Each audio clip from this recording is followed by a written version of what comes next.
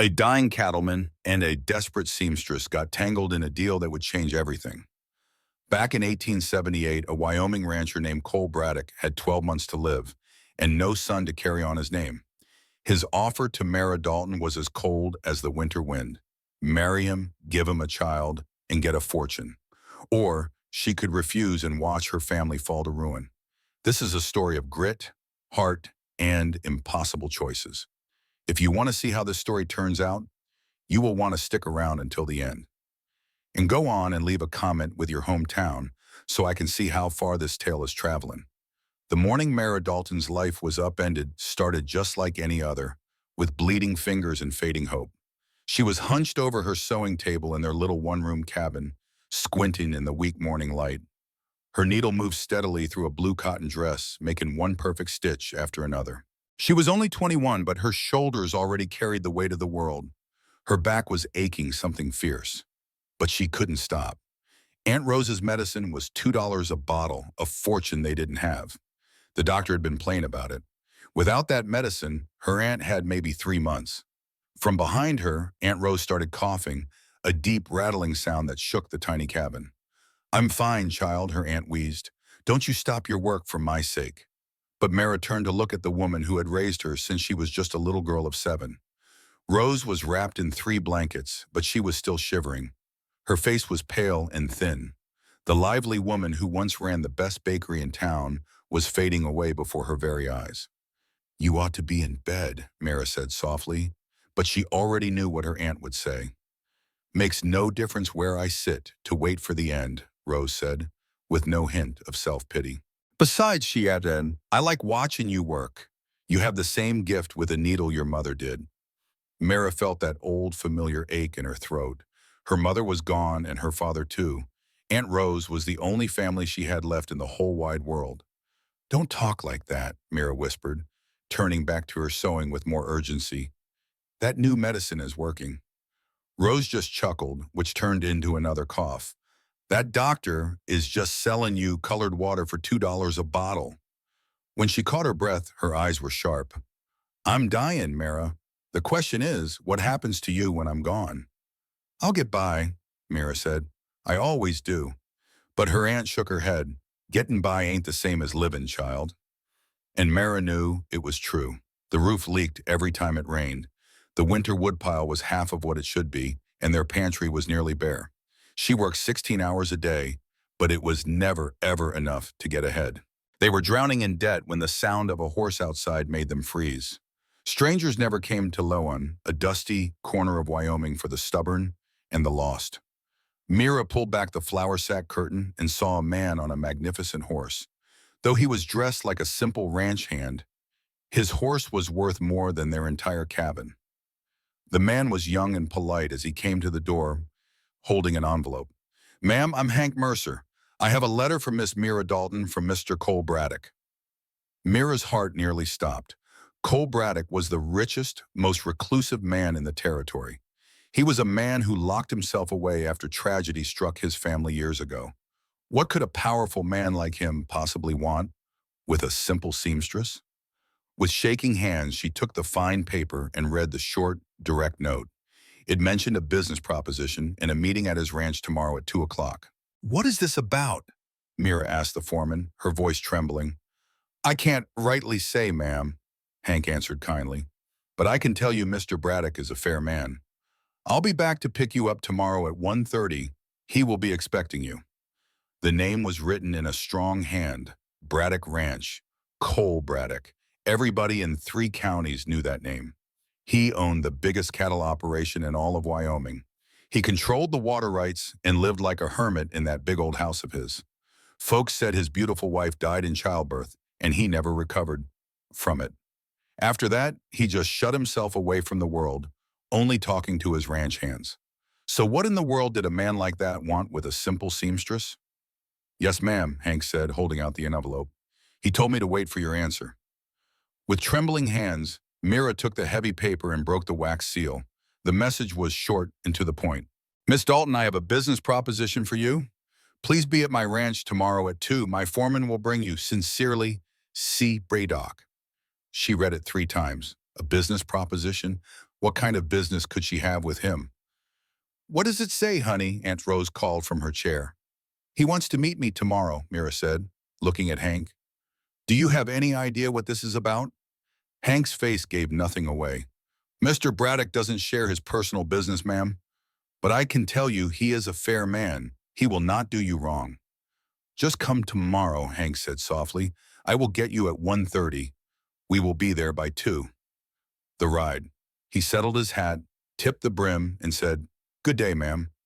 Mira just watched him go, away, clutching that letter. What on God's green earth does Cole Braddock want with you? Rose asked, as Mira shut the door. I truly have no idea, Mira whispered, sinking into a chair and staring at the envelope, as if it held a secret she couldn't read. This doesn't make a lick of sense. Rose's eyes narrowed. When does anything a rich man does make sense to folks like us? After a pause, she said, You ought to go. What? Mira was shocked. Go on and see what he wants, Rose urged, leaning in, her expression serious. Mira, chances like this just don't come our way. It might be nothing, but it might be something. You will always wonder if you don't go. Mira was a bundle of nerves after that. She couldn't get a thing done right. She burned the beans for their lunch and pricked her finger, sewing. She stuck it 3 times on one skirt. Her mind was just spinning with wild ideas. Maybe Mr. Braddock heard she was a good seamstress. Maybe he needed some work done for his big house. But the urgent tone of his note didn't fit. At 1:30 sharp, Hank Mercer returned. This time he had a buggy, not a horse. He helped Mira climb aboard with that same quiet respect. Then he pointed the horses east, toward the sprawling Braddock Ranch. The ride took a whole 40 minutes. Mira had never been so far from town. Even though she was nervous, the sight was breathtaking.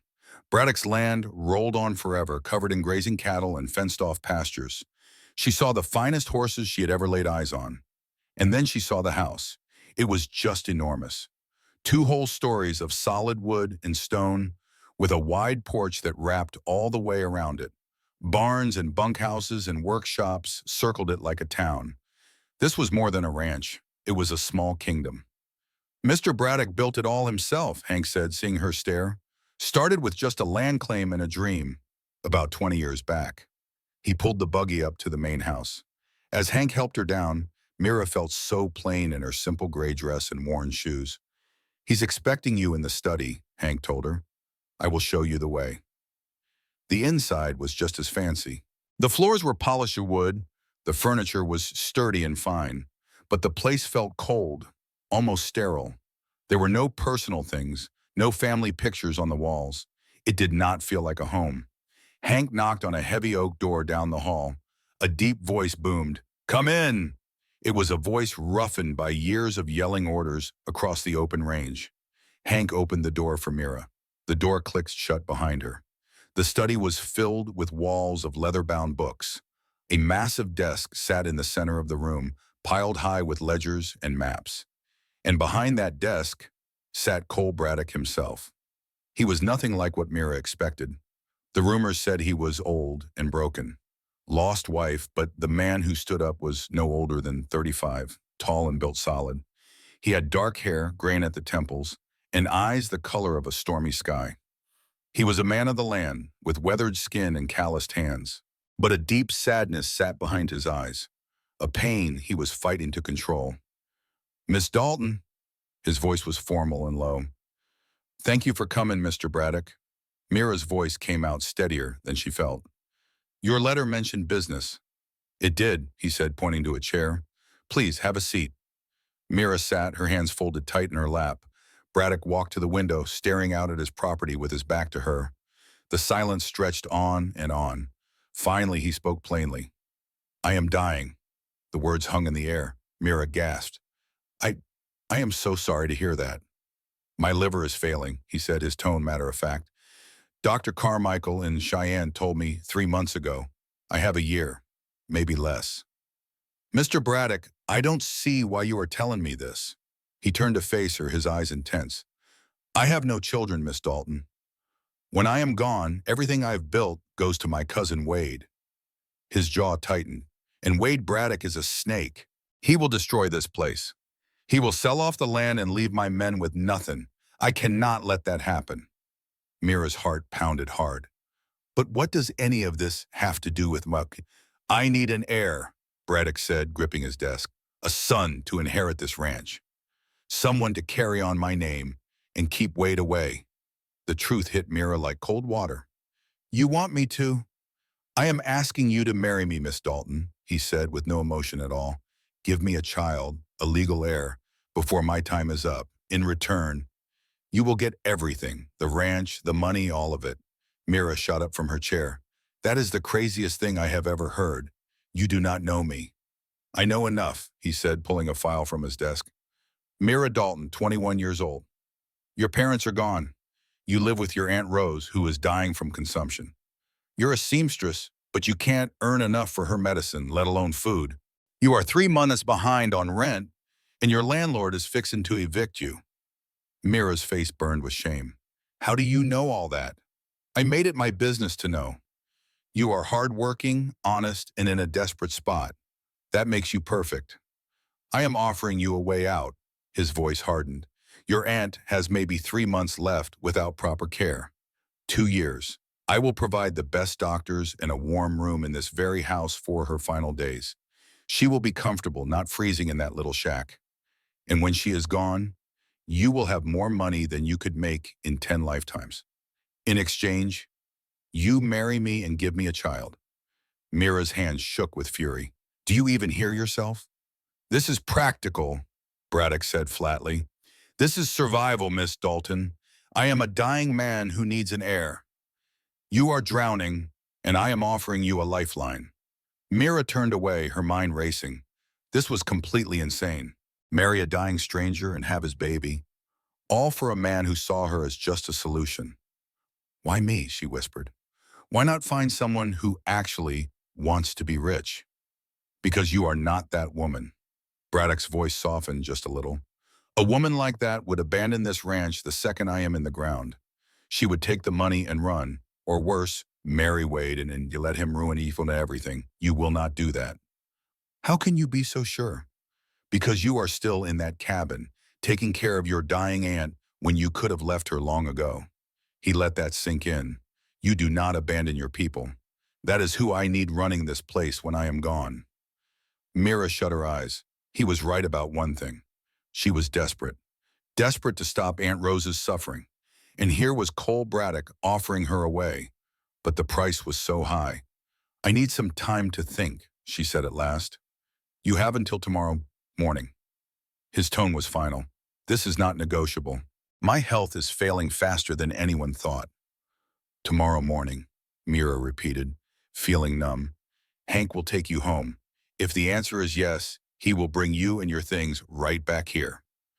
I will have Rose moved here and get Dr. Carmichael from Cheyenne. If your answer is no, then this conversation never happened.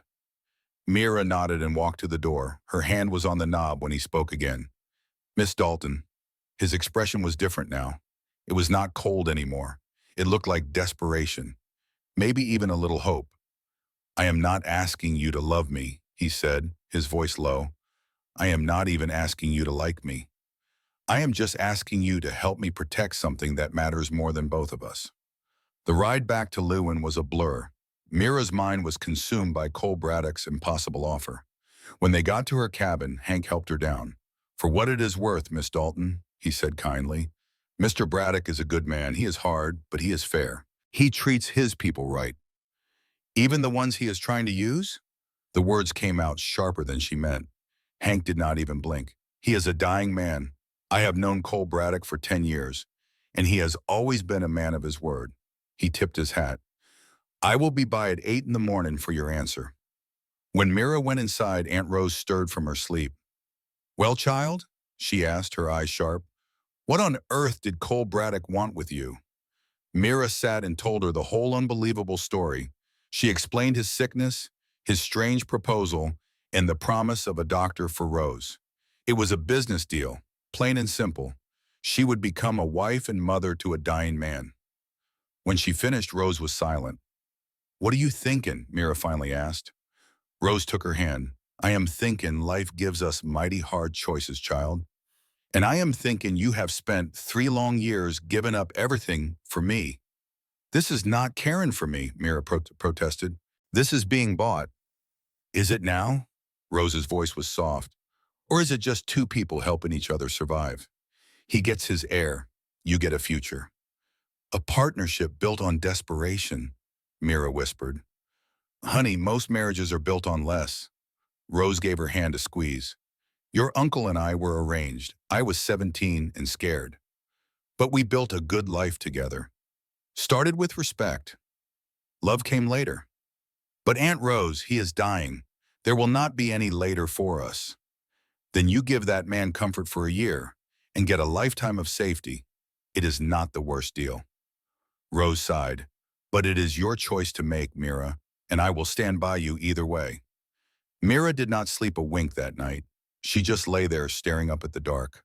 She listened to her aunt's ragged breathing and felt the cold wind blowing through the walls. She kept seeing Cole Braddock's steely eyes and hearing his simple words, I am dying. The idea of being his wife, carrying his child, filled her with a terrible fear. But mostly she thought about Aunt Rose, watching her get weaker with every passing day. Soon she would lose the only person in the world who loved her. Mr. Braddock was offering a way to make Rose's last days peaceful. Mira would not be left all alone. And then it hit her like a bolt of lightning. She would have a child, Cole Braddock's child. Not just some name on a piece of paper, but a real baby who would need her and love her. After a whole life of losing people, maybe this would be one person who would stay. As the sun came up, Mira knew what she had to do. When Hank Mercer arrived at 8, she was waiting. Her small trunk was on the porch beside her. Tell Mr. Braddock, she said, her voice steady. My answer is yes. A true, honest-to-goodness smile spread across Hank's face. A wagon will be sent for Miss Rose. And Dr. Carmichael will be here by tonight, he said, as the buggy carried her toward her new life. At the Braddock Ranch, Mira took one last look at the cabin where she'd struggled for 3 long years. She then faced forward and never looked back. Braddock was waiting for her in his study. He stood up as she walked in. You came, he said. I gave you my answer, she replied. And Rose? She'll be here this afternoon. Mira lifted her chin, meeting his gaze. But I have some conditions. One of his dark eyebrows went up. Conditions. If we do this, if I become your wife and carry your child, you will treat me with respect. I am not a servant or livestock. I'm a person making a deal with you. Braddock just looked at her for a long moment. Then a flicker of what seemed like approval crossed his face. Agreed, he said. What else? You'll teach me everything about this ranch, the business, the land, everything. I need to know how to handle the bank, the buyers, and how to protect this place if I'm going to inherit it. Agreed. Mira paused, then made herself say it. And you will be patient with me. I do not know how to be a wife. Braddock's hard expression softened just a little. I will be patient, Miss Dalton. You have my word. Mira, she said softly. If we are to be married, please call me Mira. Mira, he tried the name out, then gave a nod. Then you should call me Cole. Cole, the name felt strange and close in her mouth. They stood in a quiet, awkward moment until he cleared his throat. The preacher can be here tomorrow morning, unless you need more time. Tomorrow is fine. Waiting would not change a thing. Every passing day brought him closer to the end. I'll have Mrs. Chen fix up a room for you. She is the housekeeper. Cole started for the door, but stopped. Mira? Yes? Thank you. His voice was thick with some feeling she did not recognize. I know this is not the life you planned, but I promise I will do right by you. Before she could answer, he was gone. She was left alone in the study with her heart pounding in her chest. She had the terrible, thrilling thought that tomorrow she would be Mrs. Cole Braddock. That night in a fancy guest room, Mira listened to the sounds of the big ranch settling down for the night. Somewhere else in this huge house, Cole Braddock, a dying man, was likely awake too, and tomorrow their lives would be tied together for good. Mira placed a hand on her stomach. She thought about the child that might grow there, Cole Braddock's heir, her child. What have I done, she whispered. But she knew the answer. It was about survival, and maybe with a little bit of luck, it could be something more. On her wedding morning, Mira found a dress on her chair. It was not white, which would have felt like a lie. The dress was a simple, deep forest green. It was well made, with little pearl buttons and lace at the neck and sleeves. Someone had left it for her while she was asleep, with a pair of leather shoes that fit in a small bunch of wildflowers. Mrs. Chen, the housekeeper, came to her door about an hour later. She was a small Chinese woman. The woman was in her 50s, with sharp eyes that saw everything. "Mr. Braddock figured you might need help getting ready," she said softly. "And maybe a little company." Mira just nodded, unable to speak. Mrs. Chen helped with the dress, her fingers moving fast. "I've been with him 12 years, she said. "He's a good man, Miss Dalton. Wounded, but good." "Everyone keeps saying that," Mira whispered. "Because it is true." Mrs. Chen turned her to the mirror. "We want you to know you are not alone here. When you are the mistress of this house, you will have our loyalty." Mira stared at herself. The dress made her look like she belonged, but her eyes were still wide with fear from all the sleepless nights. "I do not know how to be what he needs," she finally admitted. Mrs. Chen smiled. "He does not know either. Y'all will figure it out together." The wedding was in Cole's study at 10 o'clock on the dot. Reverend Matthews, Hank Mercer, and Mrs. Chen were the only ones there. Cole wore a black suit, looking more like he was at a funeral than his own wedding. There was no music or celebration, just vows that sounded like a business deal. "Do you, Cole Braddock, take this woman to be your wife?" the Reverend asked. "I do," Cole said, his voice flat and steady. "And do you, Mira Dalton, take this man to be your husband?" This was it, her last chance to run, but she looked at Cole's face, etched with pain. He was a dying man, desperate enough to marry a complete stranger. Then she thought of Aunt Rose, safe in a warm room upstairs. "I do," she said, and the words felt like she was jumping off a cliff. There was no kiss. Cole just gave her a nod and signed the marriage license. Her hands shook as she signed her name right below his. She was now Mrs. Cole Braddock. Breakfast was a quiet meal in the big dining room. Rose was in a wheelchair, already looking better than she had in months. A doctor from Cheyenne sat beside her talking about her care. Cole said very little, sitting at the head of the table like a stranger. Mira noticed how tired he looked, with dark circles under his eyes. Cole pressed a hand to his side, a flash of pain on his face. "If you will excuse me," he said, "I have work to see to." He told Mira that Mrs. Chen would show her around the house and to make herself comfortable. Rose reached over and gave Mira's hand a reassuring squeeze. "Give him time, honey. This is not easy on him either." But Mira knew that time was the one thing they were running out of. The rest of the day was a whirlwind tour of the massive 12-room house, a world away from her little cabin. That evening, Mrs. Chen led her to the mistress's bedroom. It was a beautiful room, grand and welcoming. But when Mira opened the wardrobe, it was full of another woman's fine silk and satin dresses. "These belonged to Catherine, the first Mrs. Braddock," Mrs. Chen explained softly. "She passed on 6 years ago. He could not bear to part with her things, so he locked this room. He only had me open it this morning. For you." Mira spotted a connecting door. "That leads to his room," Mrs. Chen said. "He will come to you when the time is right." Mira's stomach clenched, a stark reminder of her true purpose here, to provide an heir. For 3 long nights, she lay in a dead woman's bed, waiting for a husband who never came. Cole was a ghost at his own table, making only polite, chilly small talk about the ranch. There was no warmth, and on the 4th night, Mira's patience finally ran out. "May I speak with you?" she asked, standing as he rose from dinner. He looked surprised, but led her to his study. He stood behind his big desk like it was a fortress. "We made a deal," she said, her voice steady. "But you have been avoiding me." "I am giving you time to adjust," he said, his jaw tight. "Time?" she shot back. "Cole, you are sick. We do not have that kind of time." He expected her to give him an heir, which meant things she knew very little about. That night, she lay in another woman's bed, wearing another woman's gown, and just waited. But the connecting door never opened. For 3 days, it was the same exact story.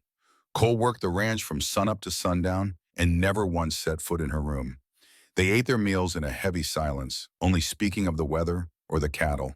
There was no real conversation, no connection at all. On the 4th night, Mira had had enough. When Cole stood to leave the table, she stood up too. "Can we talk in private?" He looked surprised but nodded. In my study. She followed him, her heart pounding in her chest. Inside, he stood behind his large desk like it was a shield. What is it? He asked. Mira gestured between them. This. We have been married for 4 days and you barely look at me. Her face felt hot. We had an agreement. Cole's jaw set tight. I am aware of our agreement. Then why are you avoiding me? I am not, he insisted, then sighed. I am just trying to give you time. This cannot be easy on you. And you think this is easy for you? She shot back, stepping closer. Waiting costs us days we can't get back. If you need an heir, I need to know. The words came out sharp. He shut his eyes for a second. I'm sorry, you need to understand. My first marriage was for love. Catherine and I, we grew up together. What we had was real. He looked at her, his pain plain as day. This isn't. We're just two strangers tied together by need. And when I come to your bed, it will just be a duty. It will be cold and nothing like it should be. I'm trying to spare you, he finished. Mira listened and finally she understood. He wasn't being mean. He was ashamed. Cole, she said softly, I did not expect a fairy tale. I knew what this was. She took a breath. But I promise to help you. I cannot do that if you treat me like I am made of glass. They just stared at each other. Mira saw the moment he gave in. His shoulders squared up, his face set like stone. Tonight then, he said quietly. He kept his word. Mira was trying to calm her heart when the door connecting their rooms opened. Cole walked in. He wore a plain shirt and trousers, no shoes on his feet. He looked just as scared as she felt. Mira, he started, but the words just failed him. She stood up, holding the chair to keep steady.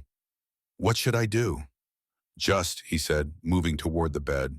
Just lie down. I'll make this quick. Quick and painless, like branding a calf. But she did as he asked, lying stiffly on the bed. Cole blew out the lamp. The room went dark, with only the moon for light. She heard his shirt come off, then felt the bed sink beside her. His hands found her in the dark, moving her nightgown aside. There were no sweet nothings, no soft touch. It was just two people doing a job. It hurt, just enough that she had to bite her lip. His breath was rough and heavy in her ear. The whole thing was over in about 5 minutes. Then he moved away from her in the dark. Are you all right? He asked, his voice gravelly. Yes, she lied through her teeth. Good, I'll let you be. He started for his door. Cole? He stopped. Yes? Will you be back tomorrow night? A long pause. Yes, every night. That is our deal. The door clicked shut, and she was alone. Mira curled up on her side, a hand resting on her belly. Maybe Cole Braddock's child, the heir he needed, was already there. The baby that would chain her to this ranch forever. A single tear ran down her face. She did not know if it was for the pain or the loneliness. The next 2 weeks were the same hard routine, learning the ranch from Mrs. Chen by day. Her days were a blur of silent dinners and cold, lonely nights with Cole. It was the deal she made, but it was slowly crushing her spirit. The ranch hands were polite enough, tipping their hats, but they kept their space. Only Hank was truly kind, taking time to explain the cattle business. Mrs. Chen became a dear friend, and best of all, Rose was finally getting better. The little girl was even laughing again. But Cole, he was still a complete stranger. He worked himself to the bone, paying no mind to his failing health. Mira would watch him come home, pale as a ghost and shaken with exhaustion. But he was too stubborn to slow down. He's just fixing to get everything perfect for you, Hank explained to her, for when he's gone. He's just hurrying things along, she said quietly. Well, that's his choice to make. Is it? She challenged. He made me promise to protect this ranch. How can I if he won't talk to me? Hank gave her a long look. You really do care about this place, don't you? It was never about the money, Mira admitted. It was about survival, for Rose and for me. But now, she glanced at the endless land around them. Now I am a part of this. These folks depend on it. And he's trying to prepare me while pushing me away. It is maddening. Then make him listen, Hank said. His voice was firm. You're his wife, Mira. Start acting like it. So that night, Mira made her move. I want to see the ranch, she said, her voice steady. The parts you keep from me. The water rights you worry over, the grazing lands, I want to see it all. Cole scowled. That's not necessary. Yes, it is, she insisted. You promised you'd teach me everything. So teach me. We ride out tomorrow. She thought for sure he would refuse. Then she saw a flicker of something in his eyes, maybe surprise. 7 o'clock, he grunted. Wear practical clothes. It'll be a long day. Mira was at the stables by 6:45. She wore a riding skirt and sturdy boots Mrs. Chen had found. Cole was already there with 2 horses. He looked her up and down. You ride? My father taught me. It has been a few years. He handed her the reins to a gentle mare. This here is Daisy. She's steady. Just stay close. They rode out as the sun painted the grasslands gold and amber. Cole led her through the heart of his empire, explaining boundary lines and water rights. Then slowly he started to talk, not about business, but about the land itself. He spoke of coming to Wyoming as a young man with nothing but pure cussed stubbornness. He told her how he'd won his first 100 acres in a poker game and how she believed in me when nobody else did and worked right beside me. Catherine was tougher than half my ranch hands, he said, a faint smile on his face. She could rope and brand a calf better than most men. Even pregnant, she worked right up until the very end. What happened? Mitra asked quietly. Cole's smile disappeared. The baby was turned wrong. By the time we reached the doctor, it was too late for them both. His knuckles turned white on the reins. Our son never took a single breath. After that, I just threw myself into this ranch. It was the only thing that didn't hurt to think about. I know what the folks around here say. That I have been empty inside for 6 years, and they are not wrong. Mira felt a lump in her throat. So why not just let Wade have the ranch? Because Catherine loved this place as much as I do. Letting him destroy it would be like losing her all over again. And I reckon if I can give this ranch a future, the one Catherine and I dreamed of, then maybe her passing will not have been for nothing. They rode on in a comfortable silence. Mira felt a change between them. It was not love, but it was understanding. They were both honoring the past to build a future. Tell me about the water rights, she finally said. Cole's face lit right up, and he started explaining all about the local water laws. Mira listened to every word, asking smart questions. The water was the ranch's lifeblood. She knew she had to understand it all to protect this place. They got back late that night. Mira was sore and tired, but she felt more alive than ever. For the first time, she felt a real purpose. A purpose beyond just giving Cole an heir. That night, when he came to her room, things felt different. He was still quiet, going about his duty. But when he was done, he did not leave right away. He stayed for a moment. You did a good job today, he said quietly. You are a fast learner. Thank you, she whispered. Tomorrow we will go over the breeding program.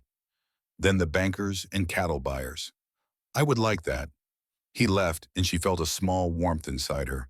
It was so different from the coldness before. Their morning ride soon became a daily habit. Cole taught her everything, not just the business side, but how to truly read the land. He showed her how to find good pasture, when to move cattle, and how to predict the weather. Before long, they started talking in the evenings, too. One night, she mentioned a book she found. It was a book of Shakespeare. Cole's eyes brightened. You read Shakespeare? My mother loved his poems. She used to recite them while she worked. Mira smiled. I just love the sound of the words. Catherine felt the same. Cole went to a bookshelf and pulled down an old, well-loved book. Volume. She had picked out a romantic comedy, her favorite kind, a reminder that joy could still be found. He handed her the book, and as their fingers touched, they both pulled back like they'd felt a spark. Keep it, Cole said. The whole library is yours now. From then on, they talked about books over dinner. It was a safe way for them to share their thoughts without saying too much about themselves. Mira was surprised to learn Cole had taught himself everything he knew just by reading. He could talk about history and old poets with real smarts. I never had any formal schooling, he admitted one evening. Taught myself to read when I was 12 with a Bible and a dictionary. Built this library one book at a time. That's incredible, Mira told him. He just shrugged it off. A man works with his hands, but he thrives with his mind. Mira also started noticing how Cole led his men. He was a tough boss, but he was always fair. When a young ranch hand made a big mistake, Cole did not fire him. Instead, he took an hour to teach the boy the proper way. When old Pete hurt his ankle, Cole made him rest up with full pay. A ranch is only as good as its crew, he explained to Mira. Treat them with respect, and they'll ride through fire for you. She saw it for herself when a big storm rolled in. Cole and his men rode hard into the driving rain and lightning to get the herd to safety.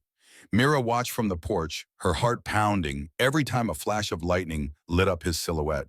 When he finally got back, soaked to the bone, she had hot coffee and dry clothes ready for him. You didn't have to go out there yourself, she said, handing him a warm towel. You pay men for that. They're my cattle, my problem, he said, taking the coffee. A man who won't work beside his crew is not worth following. You could have been killed, she said, her voice trembling. I have been a dead man walking for months, Mira. At least this way, I'd go out doing what I love. His words sent a chill right through her. It was easy to forget Cole was living on borrowed time. As if he read her mind, he said, I saw Dr. Carmichael yesterday. He says I am getting worse. This hard work is not helping. Mira's hands tightened into fists. Then you have to stop. Let Hank take over. No, his voice was like iron. I will not spend my last days laid up in a bed. I will work this land until I cannot stand. They just stared at each other, fear and frustration crackling in the air. You are so stubborn, Mira whispered. A small smile touched his lips. So are you. It is one of the things I have come to admire about you. That quiet admission hung there between them, something new and fragile. One morning, Mira found Cole in the small family cemetery out on the east pasture. He was kneeling by a simple white cross, fixing the little fence around it. This was her favorite spot on the whole ranch, Cole said quietly, not even turning around. I buried her here so she could watch the sunrise forever. Mira leaned in and read the name on the cross, Catherine. Cole touched the headstone, Catherine Braddock, 1851 to 1879. He told Mira he sometimes came here to talk. He leaned on a fence post, saying he told Catherine about the ranch, and then admitted, I told her about you. When she asked what he'd said, his voice was heavy. That I was sorry. Sorry for using you to save her dream. He finally looked at her, his eyes full of pain. I ain't a good man, Mira. A good man would not have done this to you. Mira knelt down beside him in the grass. A bad man would not care enough to be sorry, and he would not work himself to the bone for his people. She gently reached out and touched his hand. You are doing the best you can, she said softly. His calloused fingers wrapped right around hers. They sat that way for a long while, two people finding a little comfort in the whole lot of trouble. Things started to change one crisp November afternoon. Mira was in the stables when she heard a real ruckus. Inside a stall, a young mare was thrashing around, terrified, with a nasty gash on her leg. Whoa now, girl, a ranch hand said, but the horse was too spooked. Mira just slipped right into the stall with her. The hand yelled for her to get out, but she paid him no mind, moving toward the animal slow and easy.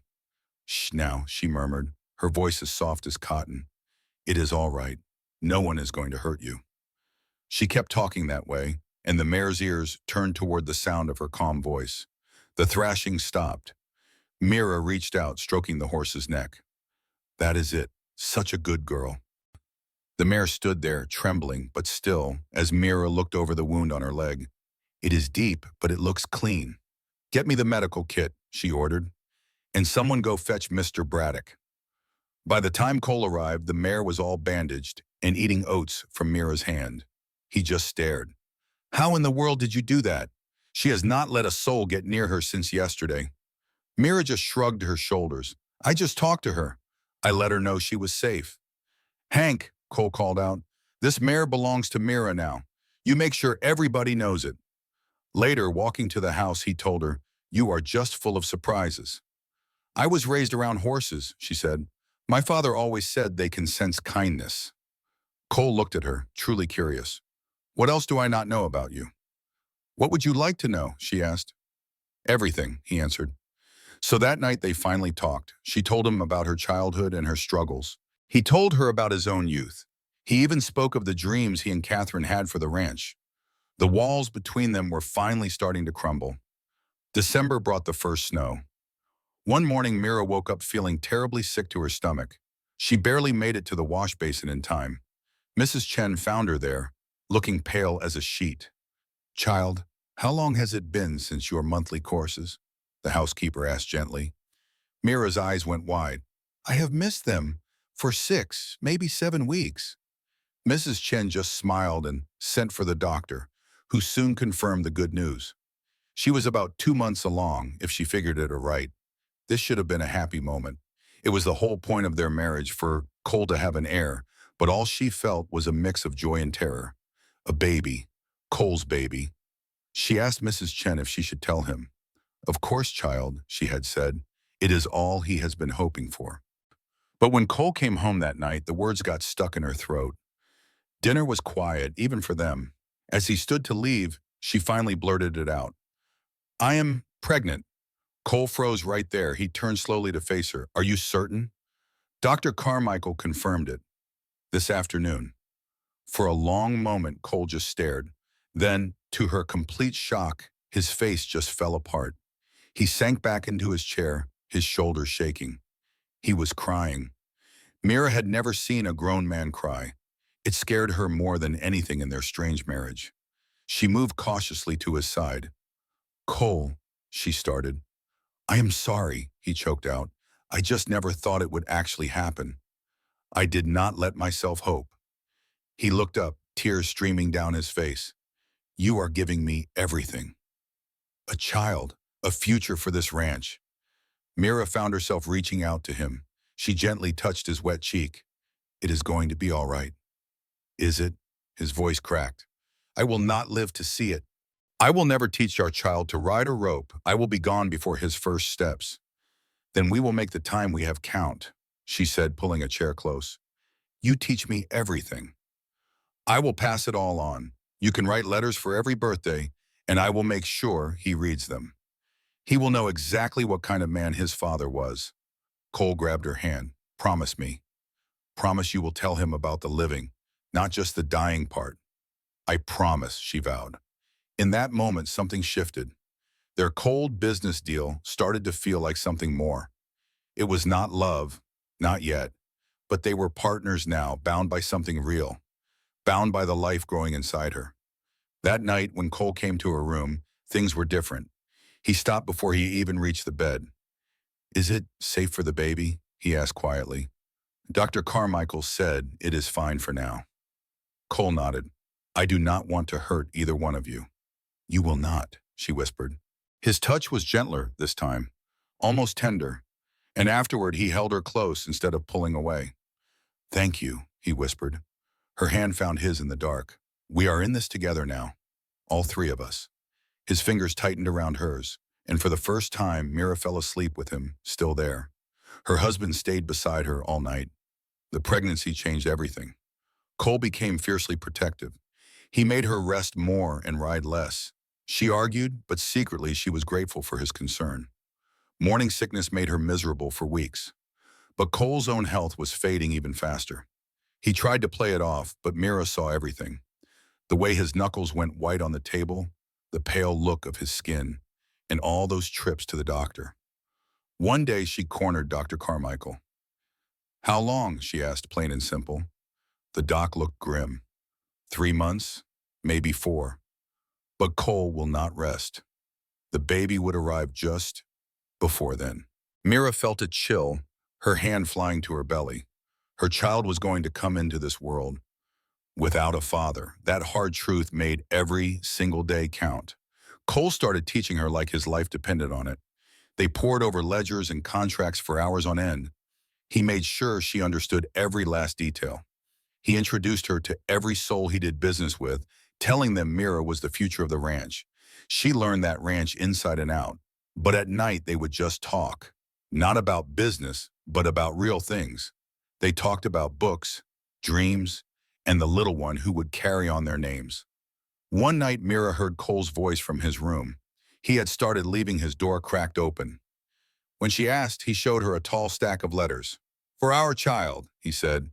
"One for every birthday. Up to 21, things I will not be here to say." Mira felt her eyes well up with tears. That is the most beautiful thing, she whispered. Can I add to them? Of course, he said. So they wrote together. They created a story of their unlikely family. Then one cold January evening, something happened. Mira heard herself laugh, a real belly laugh. Cole had told a story about a stubborn old bull. The sound surprised her so much, she stopped cold. Cole saw it. What is the matter, he asked. I just did not reckon we would ever laugh like this, she said. I figured it would all just be heavy. He got real quiet. Me neither. His eyes softened. Somewhere along the way, this changed, Mira. You became more than just a deal. You became important. She whispered back, you are important to me too. They just looked at each other, and Mira felt a pull in her heart she had not expected. This was not some storybook romance. It was quieter, deeper, built on respect and hard times. It was real. Cole got up and walked around the table. He knelt right there beside her chair. He placed a gentle hand on her belly. I wish I had more time, he said, his voice low. Time to court you right. To build a real marriage, not this race against the clock. She looked at him, her heart full. We are building something, Mira said, covering his hand. It might not be what we planned, but it is ours. It is real. Cole leaned his forehead right against her, and she ran her fingers through his hair. They just stayed that way. Just 3 heartbeats in the quiet of the ranch house. Then a sudden kick from the baby. Cole's head shot up, his eyes wide with wonder. Did you feel that? Mira just laughed. My son, he breathed. Or daughter, she teased back. Or daughter, he agreed, grinning like a schoolboy. He pressed his hand there, waiting. When the next kick came, his eyes shined. Strong, just like his mama. Or her daddy, Mira said with a smile. They shared a look, and in that moment, Mira realized the impossible had happened. She was fallen in love with her dying husband, and the thought just plain terrified her. To love Cole meant she was sure to lose him, but it was already too late to guard her heart. As a hard winter settled over Braddock Ranch, she knew the toughest times were still coming. That February brought a bitter cold that clung to the valley like it was alive and mean. It got so cold the water in the horse troughs would freeze solid overnight. The ranch hands had to break through thick ice each morning just for the animals to drink. The wind howled around the big house, and with it, Cole's condition got worse. Mira woke up to find him beside her, his face pale and slick with a fever sweat. He'd been staying in her room more and more, with no words needed to explain why. They were past pretending. It was just a simple need for comfort. Cole, she whispered, feeling the heat coming off his skin. You're burning up. I'm fine, he mumbled, but just trying to sit up left him gasping for air. You are not fine. You're staying put while I send for Dr. Carmichael. The cattle, he started, but she cut him off. Hank can handle them. That's his job. He sagged back against the pillows, too weak to put up a fight. Dr. Carmichael arrived with a grim look on his face. He pulled Mira aside. The sickness is moving into his lungs, he said softly. This fever could go either way. Just keep him warm, the doctor advised, and prepare yourself, Miss Braddock. Mira spent the next 3 days right there by his bed, tending to his every need. She'd sponge his hot skin with cool water and get sips of broth past his cracked lips. He drifted in and out, and sometimes in his fever dreams, he'd call out for Catherine. Hearing him beg his dead wife for forgiveness just about broke Mira's heart. But then he'd call for Mira, reaching for her hand. Don't leave, he whispered. I'm here, she promised, squeezing back. I'm not going anywhere. Rose would visit when she could, her own health having stabilized some. She would sit by the window, knitting little things for the baby while Mira kept her vigil. He's fighting awful hard, Rose observed one afternoon. Most men would have given up. He's just stubborn, Mira said, but Rose gave her a knowing look. Or he has something worth fighting for. You love him, Rose stated plainly. Mira couldn't lie. Yes, but he'll never know it from me. Him, her voice cracking with emotion. Rose just set down her knitting, knowing what to do. She pulled her niece into a warm hug. Oh, honey, love is ever wasted, even when it brings a tear to your eye. On the 4th day, the fever finally broke. Mira woke up in the chair beside him and saw he was watching her. His eyes were clear for the first time in what felt like forever. "You look awful," he rasped, his voice steady. Mira let out a laugh that was half a sob. "Look who's talking. You've been at death's door for 3 whole days." "Just at the door?" He smiled weakly. "Reckon I'm getting better." She took his hand. "You scared me." "I scared myself." He squeezed her fingers. "I wasn't ready. When I felt myself slipping, all I could think about was—" He paused, looking deep into her eyes. "All I could think was that I hadn't told you how much you mean to me." "Cole," she started, but he held her hand tighter. "When we made this arrangement, I thought it was just a simple business deal. But you, Mira, you've given me so much more. You gave me hope, a reason to fight for something more than just this ranch." He gathered his courage. "You made me wish I had a lifetime." Mira's heart ached. "You do have time. You beat this. We both know how this story ends, but I need you to know if I had years instead of months, I would have wanted to spend every last one with you, right here, building something real." His eyes welled up. "You've become so precious to me." "You are to me too," she whispered back. They just stared, a whole world of feeling passing between them. Then he gently tugged her hand. He pulled her down to lie beside him. Mira curled up, her head on his shoulder. She listened to his heart beating strong and steady. "When our baby comes," he said softly, "you are not alone. Hank will be there for you, Mrs. Chen too. The men on this ranch, they're loyal, and they'll follow you. I made sure they all know what you can do." "I'm terrified," Mira admitted in a small voice, "of running this place, of raising this child alone, of forgetting you." "You won't forget." He kissed the top of her head. "And our child will have your strength. That's better than anything I could give." They stayed that way as the sun went down, holding on, stealing a little time from the coming darkness. Cole recovered, but he was never the same. The fever had taken his strength for good. He couldn't work the ranch like before. No more long rides or heavy lifting. The illness aged him, leaving him frail, just a shadow of the strong man she'd met. But his mind was sharper than ever, and he put it to work. Every evening became a lesson. He taught her about business, negotiations, and the law. He made her learn water rights by heart. He walked her through cattle prices and breeding schedules. Then he started introducing her around. He made it plain to every banker and buyer in 3 counties that Mira was taking over. Now, some of the ranch hands were skeptical of a woman taking over, but Cole's support was rock solid, and Mira's sharp mind was quickly winning them over. But then trouble came calling that March. It arrived in the form of Wade Braddock. Mira was in the office when she heard yelling up front. She hurried out to find Mrs. Chen blocking a tall, sharp-dressed man at the door. "I don't give a damn what your master says," the man was snarling. "This whole ranch is going to be mine soon enough."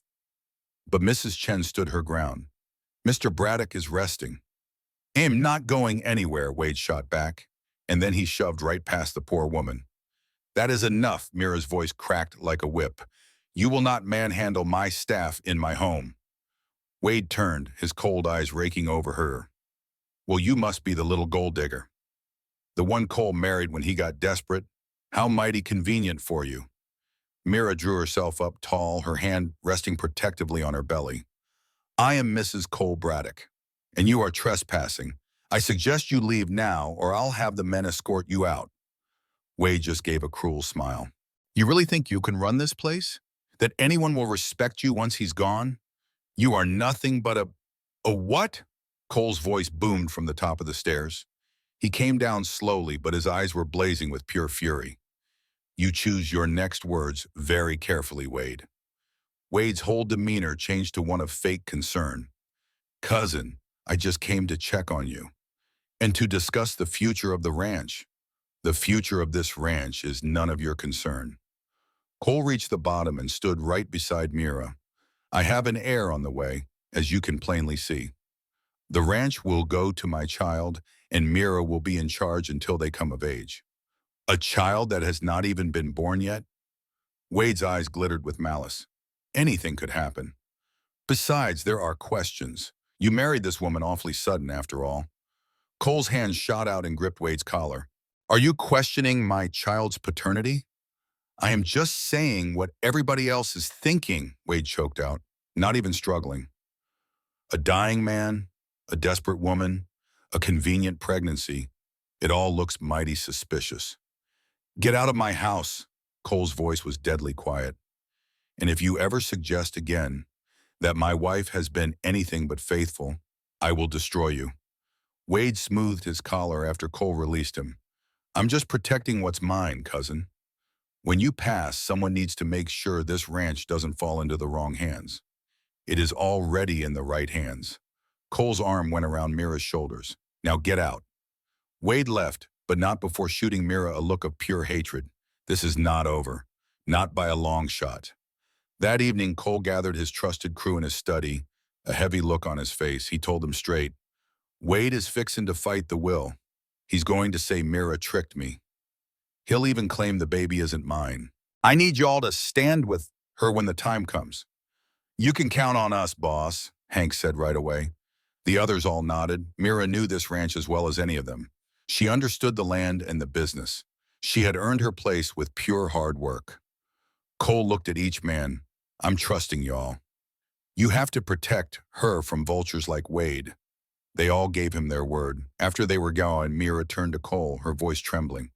What if I can't do it? Cole held her face in his hands. You are strong enough, Mira. You're a Braddock. You're tougher than you know. You learned this life in months, not years. And you have something Wade will never have. What's that? She asked. You love this land and its people. The men see that and they'll follow you for it. I'm still scared, she admitted. Good, he said softly. A little fear keeps you sharp. He kissed her forehead. When I'm gone, you're the only one who can stop Wade. You have to be strong. Just then, the baby kicked hard, and they both shared a small smile. Spring came on slow, wrestling with the last of the winter chill. The cattle were getting restless for fresh pasture, and Mira's belly was growing by the day. Dr. Carmichael figured the baby would come along in late April or early May. But Cole was fading fast. It became a sad race between a new life and the end of one. One day, Sheriff Lyle rode out with some news that soured the air. Wade was in Lewin, trying to poach Cole's ranch hands with promises of higher pay. He's acting like you're gone already, the sheriff said, his face full of concern. He's also digging for dirt, asking folks about your marriage and your state of mind. Cole's jaw set hard. Let him treat. My will is ironclad and Mira is my wife.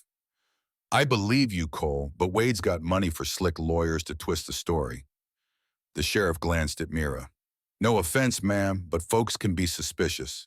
None taken, Sheriff, Mira said quietly. I know how things look.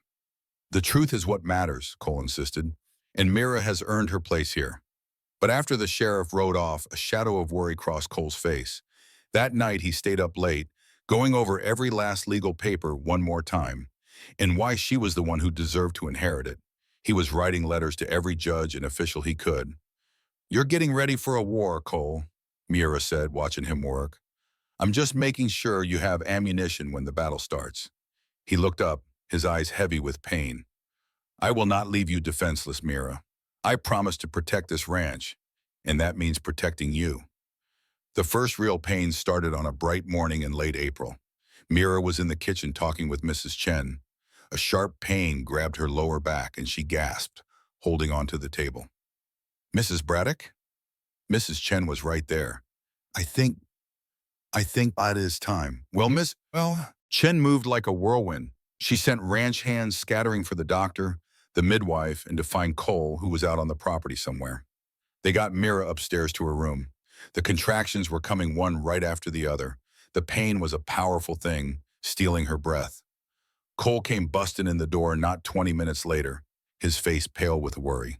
Now, Cole, this is normal, Mrs. Chen told him. First babies take their sweet time. But Cole stayed right there. He held Mira's hand through every wave of pain, whispering to her, You are so strong. Just breathe, darling, breathe through it. The hours just crept on by. Dr. Carmichael finally arrived and said everything was normal, just slow going. The midwife, a good woman named Sarah, took over from there. But still, that baby would not come. As night fell, Mira's strength started to give out. The pains were coming constantly now. She was just completely exhausted. She started crying out with each one, unable to hide her suffering. "I cannot do this," she sobbed. "I cannot." "Yes, you can." Cole's voice was firm, though he was exhausted too. He had been by her side for more than 12 hours straight. "You are the strongest woman I have ever known. You can do this, Mira." She gripped his hand so tight it must have hurt. "If something happens to me, promise me. Promise you will take care of our baby." "Something is going to happen to you," he said, his voice fierce. "You are going to have this baby, and you will run this ranch for the next 50 years. "But you will not be here," Mira whispered, tears streaming down her face. "You will not see it." Cole's face just crumpled. "I know, and it is killing me. But you will be here. You and our child. You will live, Mira. You will thrive." He pressed his forehead to hers. "Please fight for that. You fight for our baby." As if in answer to his plea, another powerful wave hit her. And this time she felt a change deep inside. "She is ready," Sarah announced. "The baby is coming now, Mrs. Braddock. When the next pain hits, you need to push." What came next was a blur of pure effort and grit. Mira pushed with every last bit of strength she had. Cole held her hand tight, his voice pulling her through the pain. "You are almost there, Mira." "I can see the head," the doctor said. "Just one more big push." Mira gave it everything she had left. A feeling of relief and pain all at once washed over her. And then everything went quiet. A sound stopped time itself, a good strong cry from a brand new baby boy. "It's a boy," Sarah announced, holding up the squirming little fella. Mira fell back on the pillows, completely spent. She and Cole were both crying with joy, their eyes locked on their new son with pure awe. After a quick cleaning, Sarah wrapped the baby in a soft blanket and gently laid him in Mira's arms. Mira looked at his tiny face and perfect little fingers, and her heart nearly burst with love. It was a love so strong it stole her breath. "Hello, Jesse," she whispered softly to him. Cole reached out, his hand shaking just a bit, and gently touched his son's little cheek. "He's perfect, darling," he breathed. "Just perfect." The baby's eyes fluttered open, trying to see. They seemed to find Cole's face, and father and son just looked at each other for a long moment. Mira felt like she was watching them truly meet for the very first time. The doctor and Sarah quietly took care of their work, making sure Mira was all right. Mrs. Chen and a tearful Rose were there in the background, but Mira hardly noticed them. Her whole world was right there, the precious weight of her baby resting in her arms, and the way Cole looked at them both, like they were the only two people on earth. "Thank you, Mira," Cole whispered, his voice thick with emotion. "Thank you for our son." "He is ours," she said. Cole leaned down, kissing her forehead and then the baby's. "My family," he said softly. "My beautiful family." They stayed that way for a long time, just the three of them. But the real world came crashing back in. Mira started to notice how pale Cole was, how his hands were starting to shake. "You need to get some rest," she told him. "I am fine," he insisted, though he clearly was not. But then a terrible cough took hold of him, and she saw the stain of red on his handkerchief. Dr. Carmichael saw it too and came right over. "Cole, I need to examine you now." "Later," Cole said, his voice firm. "I am not leaving my family." His look ended the argument. The doctor backed away, but the worried glance he gave Mira said it all. Cole was fading fast. The emotion of the birth had taken a heavy toll. For the next 2 days, Cole refused to leave the room. He held Jesse for hours on end, just staring at his face as if trying to memorize every little detail. He helped Mira with nursing and even changed diapers, soaking up every single precious moment he could. With a clumsy smile, he laughed at himself. "I'm no good at this at all," he said, trying to fold a cloth diaper. "It just kept coming undone." "You're doing just fine," Mira said, her heart aching with love for him. But on the third morning, Cole's body just gave out. Mira woke to find him on the floor beside the bed. He was barely breathing. She cried out for help, and in a heartbeat, the room was full. Dr. Carmichael and Hank were there, helping him back into bed. "What's wrong?" Mira pleaded. She clutched baby Jesse to her chest. The doctor's face was a mask of sorrow. "His body's given up." The strain was just too much. Ma'am, I'm so sorry. It's only a matter of time now. Maybe just a day. The sad news spread through the ranch like a prairie fire. The hands came to pay their respects. They filed through the room, quiet as a Sunday morning, many with tears in their eyes. Hank held his boss's hand. He promised to take care of everything. Sheriff Lyle came too, just standing watch in the corner. But mostly it was Mira and Jesse keeping watch by the bed. Cole faded in and out. Late that afternoon, his eyes finally opened, looking right at her. Mira, I'm right here, darling, she answered, with Jesse sleeping in her arms. We're both here. His weak hand reached for their son. She moved Jesse closer so he could feel his touch. His fingers brushed his baby's soft cheek. My boy, he whispered, my legacy. He's gonna know all about you, Mira promised, tears streaming down her face. I'll make sure of it. I'll tell him what a fine man his daddy was. Not fine, he rasped, just a man who tried to do right. His breathing was hard. Take care of the ranch, Mira, and our people. They're good folks. He coughed, a little speck of red on his lips. Don't talk now. Save your strength. No strength left to save, he said, his eyes holding hers. I love you, Mira. Should have said it more. I love you too, she sobbed. I'm so sorry I'm leaving you, he whispered. Sorry about that whole mess with Wade. You gave me everything that matters, Mira told him, leaning her forehead against his. You gave me our son. That's more than I could ever ask for. He squeezed her hand with his last bit of energy. Be happy, Mira. Promise me. I will, she cried softly. I promise. His eyes drifted shut, but he fought them open one last time. He looked at Jesse sleeping so peacefully. A faint smile touched his lips. So beautiful, he breathed. Both of you, my whole world. And then his eyes closed, and this time, they stayed that way. His chest rose and fell, and then was still. Mira held his hand as the sun set and the room grew dark. Mrs. Chen came in and lit some candles. Hank just stood in the doorway, his hat held over his heart, watching over them all. Around midnight, Cole Braddock took his last breath, with Mira and his baby boy right by his side. The room went dead silent. Mira felt his spirit go, and the awful quiet of death settled in. She just sat there, frozen, holding the hand of the man she had loved so dearly. Dr. Carmichael said softly, he's at peace now. But Mira felt anything but peaceful. Cole had saved the ranch and secured a future for his son, just like he wanted. For Mira, there was only a deep, aching emptiness and a heavy burden to carry. She looked down at little Jesse, sleeping peacefully through all the heartache. A new strength hardened inside her. This boy, her son, was her whole world now. She had to protect him and the ranch that Cole gave his life for, especially from Wade. She promised Cole she would be strong, and now it was time to prove it. Mira let go of Cole's hand, stood up, and held Jesse close to her heart. She looked at Mrs. Chen and Hank, their faces full of sorrow, and said, tomorrow we plan the funeral. And then, she added, her voice steady, we get ready to fight for this ranch with everything we have. They buried Cole 3 days later on a hill overlooking his land, right next to Catherine. More folks showed up than Mira ever expected, from all over the state. Ranchers and businessmen stood quietly, their hats in their hands, listening to the preacher. But Mira hardly heard a word he said about eternal rest and peace. She stood by the grave, holding Jesse tight against the cold April wind. She watched them lower her husband into the ground, but she couldn't shed a tear. The grief was just too big, a heavy stone sitting right in the middle of her chest.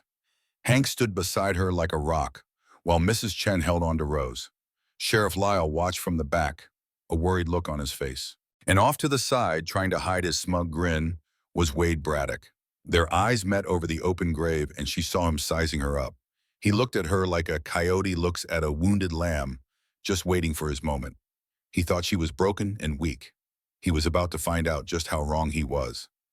After the last prayer was said, Wade came over with a slick-looking lawyer. Mrs. Braddock, Wade started, his voice dripping with fake sympathy. I am so sorry for your loss. Thank you, Mira said, her voice as cold as a winter morning. I was hoping we could talk, he said. There are some urgent ranch matters to discuss. The ranch is fine, she cut in. Wade raised an eyebrow. With all due respect, you're new to this part of the country and you're raising a newborn. Surely it's smarter to let someone with more experience take the reins, at least for now. Someone like you, I suppose, Mira said. Wade puffed his chest. I am Cole's only blood relative. Mira shifted Jesse, making sure Wade saw the boy's face. He was the spitting image of Cole. Cole has an heir, she stated, and his will makes me the trustee of this ranch. The lawyer stepped forward. Actually, Mrs. Braddock, we plan to contest that will in court. Let me guess, Mira said coldly. You'll claim Cole was not in his right mind when he wrote it. That I tricked a dying man and that Jesse isn't really his son. Wade had the decency to look away, but the lawyer pressed on. Your marriage was highly unusual. A quick wedding to a woman we'd never met, followed by a conveniently timed baby. It looks mighty suspicious. Are you questioning my son's legitimacy? Mira's voice was sharp as a razor. We are simply stating facts, the lawyer said smoothly. But Mr. Braddock is prepared to offer you a settlement. A generous amount of money for you to leave this property and give up all claims to the estate. How generous, Mira asked. Wade smirked. $5,000. Mira looked right through him and saw the trap. He wanted her to take the money and just disappear. It would be simple, easy, and a complete betrayal of her husband. Her answer was no. Wade's fake sympathy vanished. Don't be a fool. You cannot win this fight. I have money and connections. All you have is that child and a ranch you don't know how to run. That's when Hank stepped forward. It is time for y'all to leave, Hank said, his voice hard as rock. This is family business, Wade snapped it back. No, Hank said. This is you getting off this land. Wade finally looked around and saw Cole's ranch hands, all watching him with own hard eyes. He had badly misjudged the loyalty these men felt for their boss, and now for his widow. This is not over, Wade hissed. I will see you in court, and you will wish you had taken my offer. He stalked away, his lawyer hurrying to keep up. Mira stood her ground, watching them go. You all right, ma'am? Hank asked quietly. No, Mira admitted, but I will be. She turned to the men who had stood by her. Thank you, all of you, for your support. Old Pete stepped up, holding his hat. We are with you, Mrs. Braddock. Cole trained you himself, and that is good enough for us. You need anything at all, you just say the word. The others nodded. Tears pricked Mira's eyes, not from sadness, but from pure gratitude and a newfound determination. Then let's get back to it, she said, her voice steady. This ranch won't run itself. The first month was brutal. Mira dove headfirst into learning that ranch, never letting anyone see her sweat. Every morning she'd wake at dawn, care for little Jesse, and then strap him to her chest to start her day's work. She learned every inch of that land, riding the fence lines with Hank. She sat in on every meeting, planning the big spring cattle drive. At night, she pored over the account books, figuring out how to keep the ranch afloat. Mira met with bankers and cattle buyers, folks who handled the water rights. She earned their respect with pure grit and know-how. All the while, Wade was slinking around trying to build a case against her. He sent men to dig up dirt on her past back in Lewin. He even hired surveyors, hoping to find a loophole in the property lines. Wade tried to bribe the ranch hands to speak against her, but none of them bit. Cole's men were loyal, but the court battle was coming anyway. 6 weeks after Cole passed, Mira got the official notice. Wade was contesting the will. The hearing was set for mid-June, and her lawyer, Samuel Porter, laid it all out. Porter told her, he's saying Cole wasn't in his right mind when he married you. He's even trying to make something ugly out of your pregnancy. Mira sat in Cole's study with Jesse asleep beside her. Can he prove any of that? He just has to plant a seed of doubt for the judge, Porter explained. The good news is Cole saw this coming. His will is solid as a rock. He left several sworn statements about his state of mind and his love for you. Plus, the doctor will testify that Cole was sharp as a tack till the end. Mira asked him straight, what are our chances? Porter admitted, it's a toss-up. Some folks don't take kindly to a woman in charge. But Cole's will is legally sound, and we have a strong case. If we can show you're competent to run this ranch, we can win, he finished. Then that's what I'll do, Mira said, her voice like steel. The spring cattle drive to Cheyenne was her chance to prove it. It was a tough, 2-week journey, and Cole had always led it himself. At the planning meeting, Mira made an announcement that silenced the room. "I'm going too." Hank looked stunned. "Ma'am, the drive is no place for a woman. Taught me the trail. I know every watering hole, every river crossing, and every bit of trouble we might find. I need to see the buyers myself, make sure they know who is running this outfit now." "What about Jesse?" Mrs. Chen asked. "He is coming with me. Plenty of women have raised babies on the trail." "I will manage." The ranch hands just looked at each other, not so sure. Finally, old Pete spoke up. "If you are going, Mrs. Braddock, you will follow Hank's lead. No arguments. You pull your weight like the rest of us. I would not have it any other way." The drive started on a bright May morning. 300 steers, 12 cowboys, and a chuck wagon run by a cook named Rowdy. And then there was Mira, with her 2-month-old son strapped right to her chest. It was harder than anything she had ever imagined. The days were long and hot, spent eating dust in the saddle under that blazing sun. At night, she took her turn on watch, riding circle around the herd while Jesse slept in the wagon. She learned to change him with hands that were numb and burned. She even nursed her son while she was on watch, with her rifle resting on her lap. The men were doubtful at first. You could see it in their eyes. But Mira knew what Cole had taught her. Respect is earned, not just given. So she worked harder than all of them. She never complained. She never asked for special treatment. When her horse threw a shoe, she helped fix it. When a steer broke from the herd, she was the first one to gallop after it. When Jesse cried in the night, she would quiet him down quick so he would not wake the sleeping cowboys. Slowly, they started to see her different. On the 4th day, a big thunderstorm spooked the herd into a stampede. Mira was on watch when it broke loose, and she did not hesitate for a second. She spurred her horse right into the chaos, shouting and waving to turn the cattle. It was a dangerous, terrifying mess, but she handled it all like she was born to it. Afterwards, soaked to the bone and shaking, she saw Hank watching her with new respect. "You have got grit, Mrs. Braddock." Cole knew what he was doing when he chose you. "I learned from the best," Mira said simply. They made it to Cheyenne right on schedule, dusty and dead tired, but with the whole herd. The auction was held in a big pen on the edge of town, with buyers from all over looking over the cattle. This was the moment that mattered. The price they got would decide the ranch's fate for the entire year. Those buyers needed to know they were dealing with someone who was serious. Mira never felt more like a woman than when she walked into that pen holding Jesse. The buyers, all tough-looking men, just stared her down. Some looked confused, and some looked like they were looking down on her. "You the Braddock widow?" one of them asked, a big fellow with tobacco-stained teeth. "I'm Mrs. Cole Braddock, owner of the Braddock Ranch." "Where's the foreman? We do business with men who know cattle, not little girls playing rancher." Mira's smile was pure ice. "My foreman is busy. I am here because I own these cattle, and I will be the one settling their price. Now, are we going to talk numbers? Or would you rather explain to your boss why you passed on the finest steers in all of Wyoming?" The buyer just blinked. Her directness took the man by surprise. Another fellow, older and smarter, stepped up.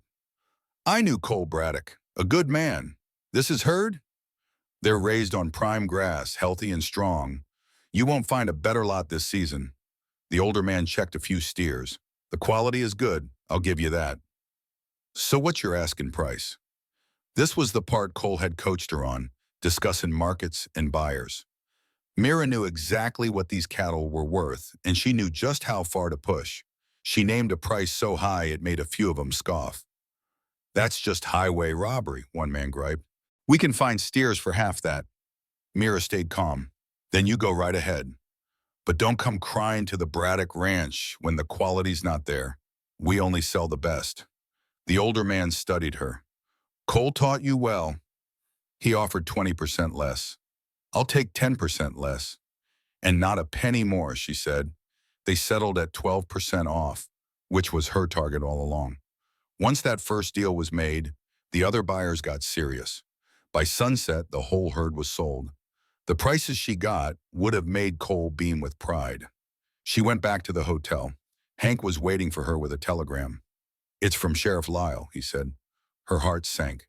Wade had filed papers with the court, saying she'd abandoned the ranch. He claimed the cattle drive proved she was unfit and wanted an emergency hearing. He was trying to get the court to take the ranch from her, right then and there. That snake, Hank growled.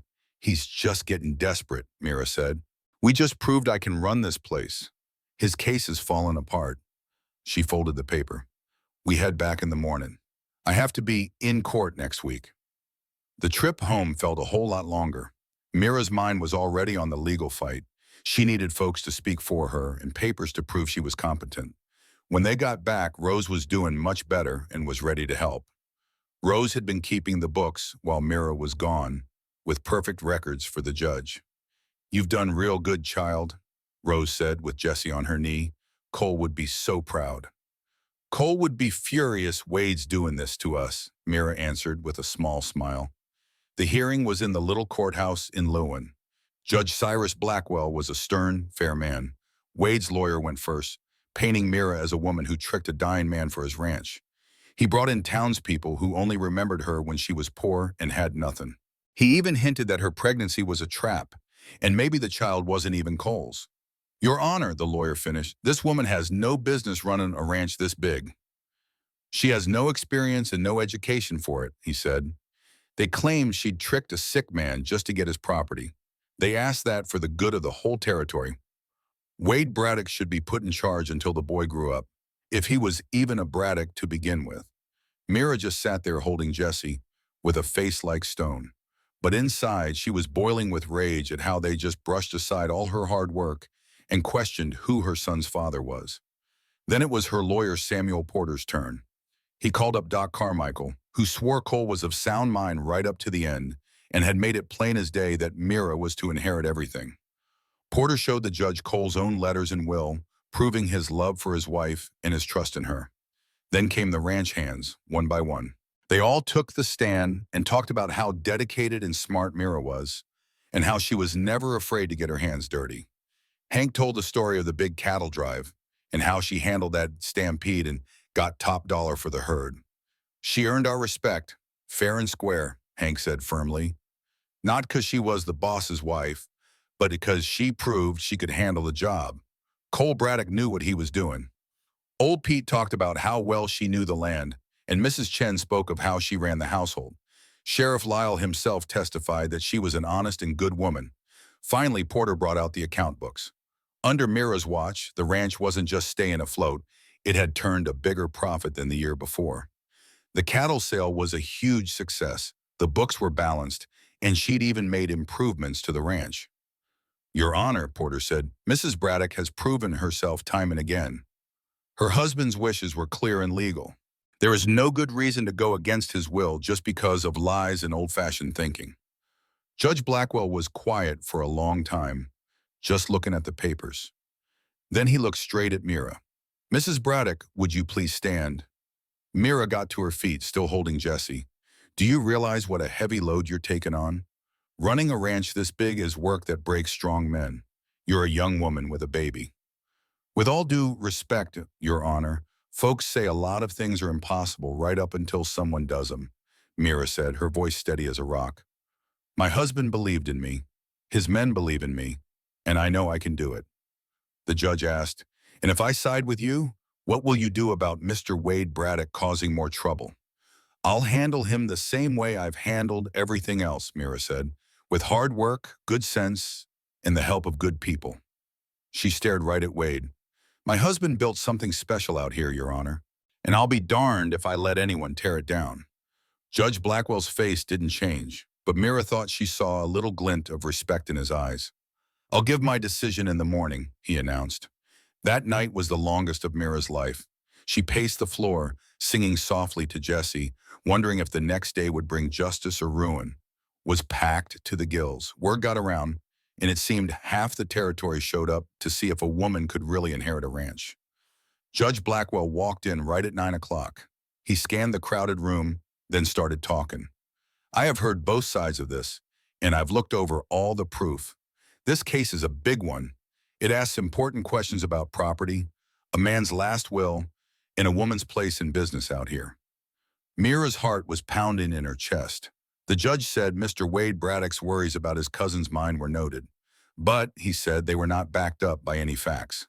Plenty of folks, including a good doctor, swore Cole Braddock was clear-headed. His will is spelled out plain, it's legal, and he left piles of papers explaining what he wanted. Wade leaned in, his face getting red. The judge went on, "As for Mrs. Braddock's ability to run the place, I find she's more than able. She has shown she's smart with money, a good leader, and truly cares about the ranch. The account books prove it. Under her care, this ranch has done mighty fine." A low rumble went through the room. Now, it's not every day a woman runs an outfit this big, but unusual. Does not mean it is against the law. Cole Braddock had every right to leave his property to whoever he pleased, and he pleased to leave it to his wife. Judge Blackwell picked up his gavel. "Therefore, I rule that Cole Braddock's will stands. Mrs. Mira Braddock is the legal owner of the Braddock Ranch with the full power to run it. Mr. Wade Braddock's petition is denied." When the gavel hit the wood with a loud crack, the sound echoed, and then the room just exploded. The ranch hands cheered, and Sheriff Lyle had a huge grin. Wade shot up, his face plum purple with fury. "This is an outrage.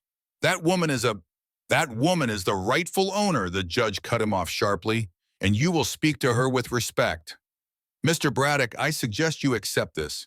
If you bother Mrs. Braddock again, there will be trouble with the law. Do you understand me?"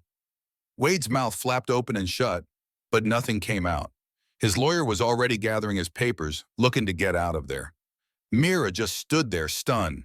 She'd won. She had actually won. Samuel Porter was shaking her hand. Hank was clapping her on the shoulder. Her Aunt Rose pushed through the crowd and hugged her tight. "You did it, child," Rose whispered. "Cole would be so proud." Mira looked down at Jessie, who'd slept through it all. "We did it," she corrected her. "All of us." But as everyone celebrated, Mira's eyes met Wade's across the courtroom. He was staring at her with so much hate, it sent a chill down her spine. The judge had sided with her, but she knew this was not the end. Wade Braddock was not a man who lost well. The trouble started small. Fences cut in the night, letting cattle wander off onto other folks' land. Supplies she ordered never showed up. Mean rumors started spreading through town about her, but Mira handled each problem with a cool head, writing everything down, fixing the damage, and protecting her good name. By working hard and proving her skill, she wasn't about to give Wade any excuse to cause trouble. But then things got worse. One of the barns caught on fire late one night. Her ranch hands moved fast and saved the other buildings, but they still lost hundreds of dollars worth of hay. Sheriff Lyle came to investigate. He couldn't find any real proof it was arson, but everyone had their suspicions about who was behind it. "I'm watching him, Mira," the sheriff promised. "A man like that always slips up eventually." Just a week later, the ranch's finest breeding horses vanished. They were found 2 days later over on Wade's property. He claimed they just wandered off, but the cut fence told a much different story. "He's just trying to get you riled up," Hank warned. "He wants you to do something foolish he can use against you." "Well, he's going to be waiting a long time," Mira said, though her patience was wearing mighty thin. The breaking point came in late July. Mira had ridden out to the north pasture alone, leaving Jessie with Mrs. Chen. She was checking a water trough when she heard horses. It was Wade with 3 of his hired men. They were all armed. "Well now, Mrs. Braddock," he said with a cold grin, "all alone out here. That's mighty risky." "Accidents happen," he drawled. Mira's hand moved instinctively to the rifle on her saddle. "Is that a threat, Wade?" "Just a concerned relative," he sneered, getting down from his horse. His men spread out, surrounding her. "It's not too late to take my deal. Sign over the ranch, take that boy of yours, and leave. I'll even be generous." $10,000. Mira stood her ground. "My answer is still no." Wade's friendly act vanished. "You think you won in court? You're just a woman playing at being a rancher. You are going to fail. And I'll be here to pick up the pieces." Suddenly another voice cut in. "Or maybe you're the one who will fail." Mira turned to see Hank and 5 of her ranch hands on horseback, and they were all armed and ready. Wade's confidence crumbled in an instant. He was completely outnumbered. "This is Braddock land," Hank said, his voice hard as iron. "You're trespassing. I suggest you leave now." Wade glared at Mira with pure hatred. He swung back onto his horse. "This isn't over," he snarled. "Oh, yes, it is," Mira said quietly. "The court ruled this ranch is mine every time you threaten me. You just proved Cole was right not to trust you. You were never worthy of this land." Wade's face turned beet red, but he had no comeback. He wheeled his horse and galloped away with his men. After that, all the harassment stopped. Mira figured Wade had finally given up, but she was wrong. 3 weeks later, Sheriff Lyle pulled up to the ranch with some serious news. "Wade's dead, Dish," he said flatly. "Fell off his horse drunk last night and broke his neck." Mira thought she would feel relieved, but she did not. All she felt was sadness for a life so wasted on greed. "What happens to his property?" she asked. "No wife, no kids. His land will be sold to pay his debts." The sheriff paused. "Thing is, most of those debts are owed to you.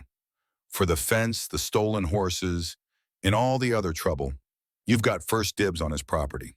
Mira thought on it. She could take Wade's land and make Braddock Ranch bigger.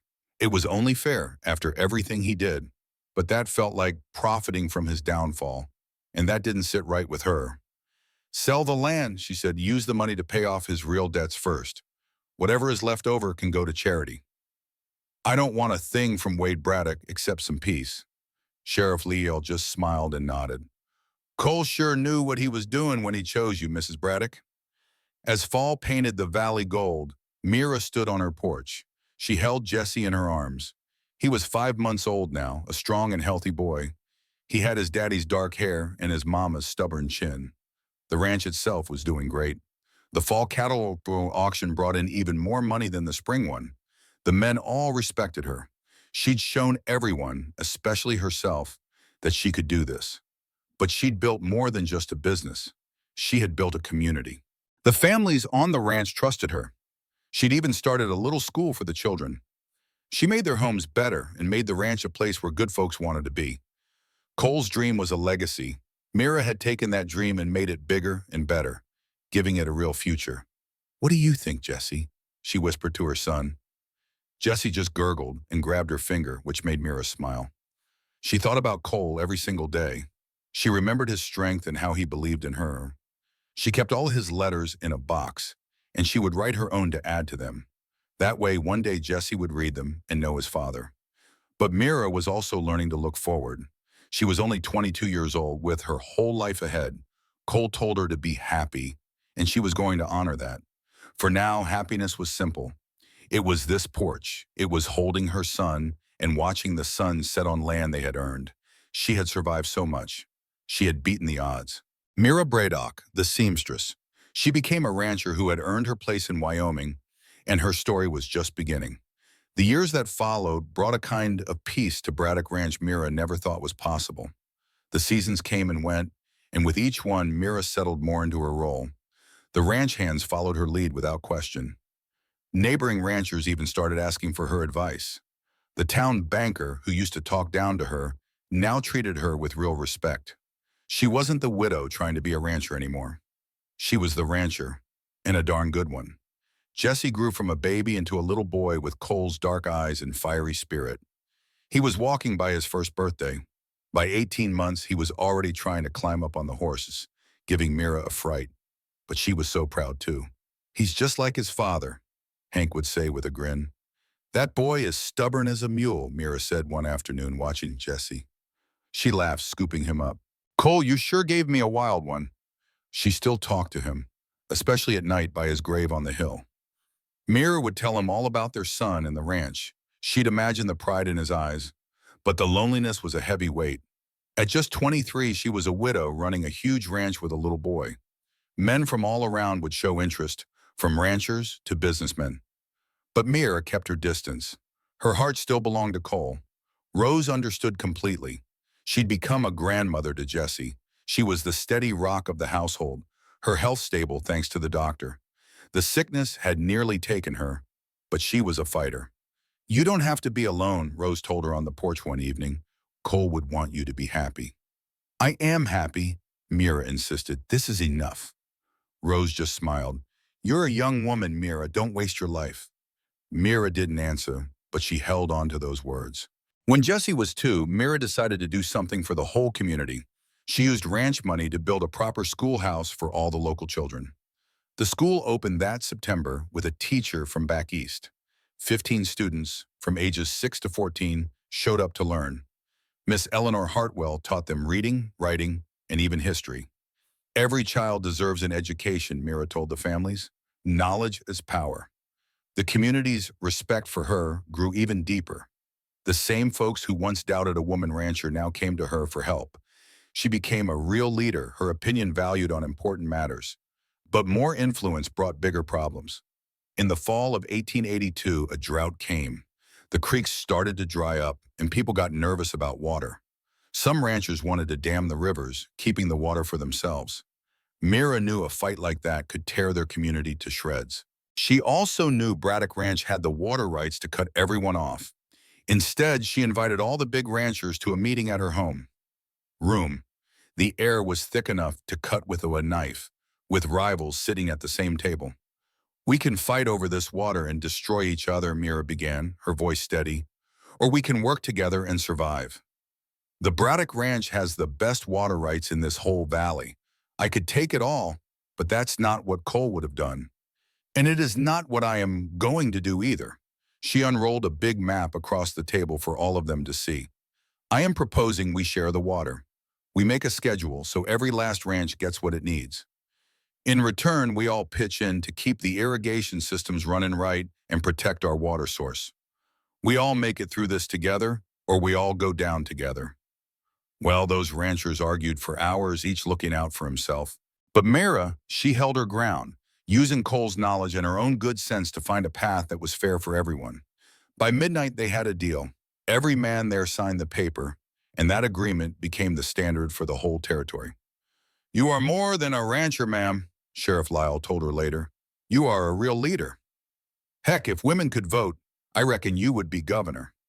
Mira just laughed, but his words planted a seed. Why couldn't women vote? Why couldn't they own their own property? It was a question that stuck with her.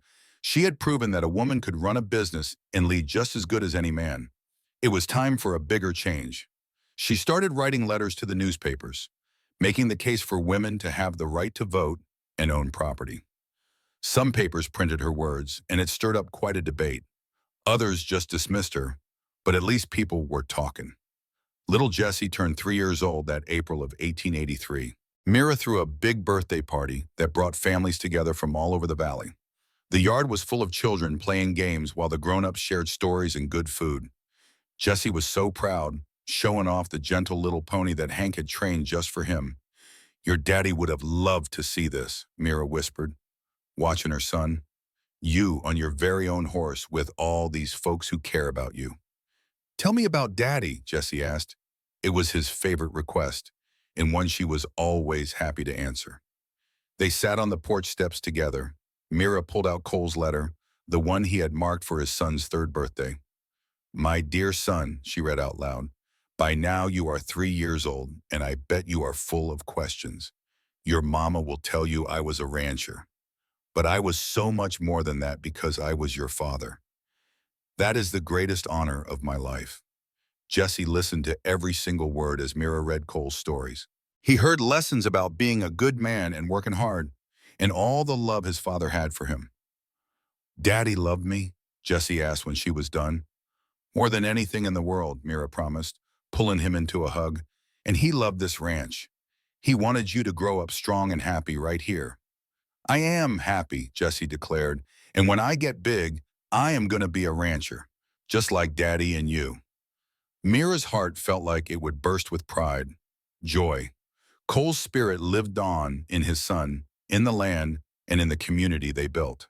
That summer, a traveling photographer came to Lowen, and Mira decided to get a family picture. She got Jessie all dressed up in his best clothes and put on her old green wedding dress. It was altered some, but it was the same fabric that saw her and Cole get married. The picture showed them standing on the ranch house porch with Mira standing tall and her hand on Jessie's shoulder. They both looked right at the camera with the same determined expression. When she got the final picture, Mira had it framed. She hung it in the study right next to the painting of Cole that she'd had made from memory. She looked at them both and whispered, our family, all together. In the fall of that year, Rose's health took a bad turn. The sickness that she'd kept away for so long came back with a vengeance. Dr. Carmichael told Mira there was nothing more he could do. How long, Mira asked, though she could see how frail Rose was getting. A few weeks maybe, perhaps a month if she held on. Mira moved Rose into the finest bedroom in the house, the one with big windows that looked out over the valley. Every evening she would sit and read to her aunt or tell her about the ranch or share stories about Jesse's little adventures. "You've done so well," Rose told her one night, her voice quiet but peaceful. "Better than I ever dreamed.